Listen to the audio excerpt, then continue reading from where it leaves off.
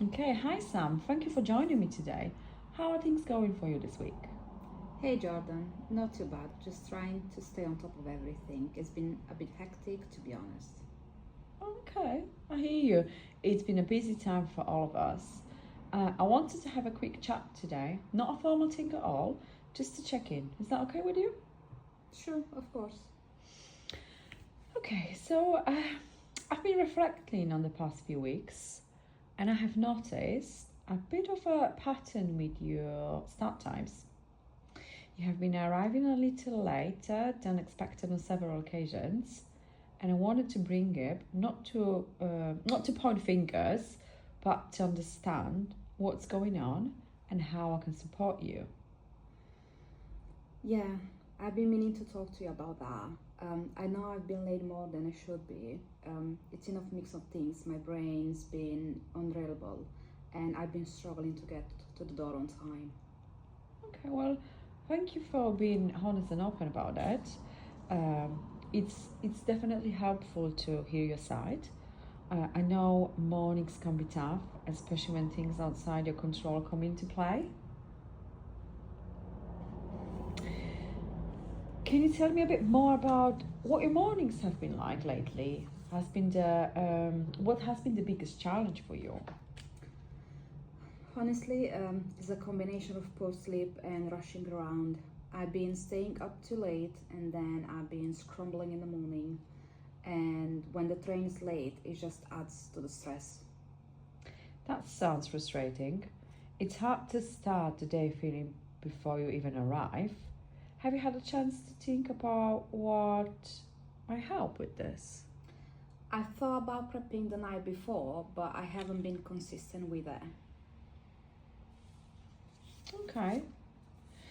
Uh, I appreciate you sharing that. From my side, I have noticed that when you arrive late, it sometimes affects the flow of the team, especially when you have early meetings or need quick updates. I know that's not intentional, but I wanted to be transparent about the impact. Yeah, I get that. I don't want to let the team down. Okay, and I know you care about your work and your colleagues and you always want to do the best. That is why I think it's a good opportunity to look at what we do differently together, just to improve this situation. Let me ask, what would a successful morning look like for you? What would help you feel more in control and less rushed? What would help this process? I think if I could get out the door 20 minutes earlier, I'll feel a lot better. I'll have a buffer in case the train is late and I would be so stressed walking in. Okay, well that sounds like a solid goal. What's been getting in the way of that happening? What was happening recently? Most likely just poor planning the night before. Um, I leave everything to the morning, clothes, lunch, even checking emails. Okay, so what if we look at a few small changes you could try this week? Maybe preparing your bag and lunch the night before, or setting a reminder to wind down earlier in the evening. Yeah, I could definitely try that.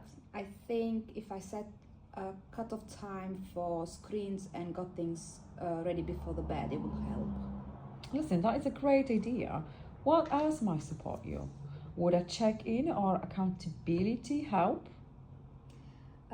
Maybe just knowing we will talk again next week will help me get back on track. Perfect.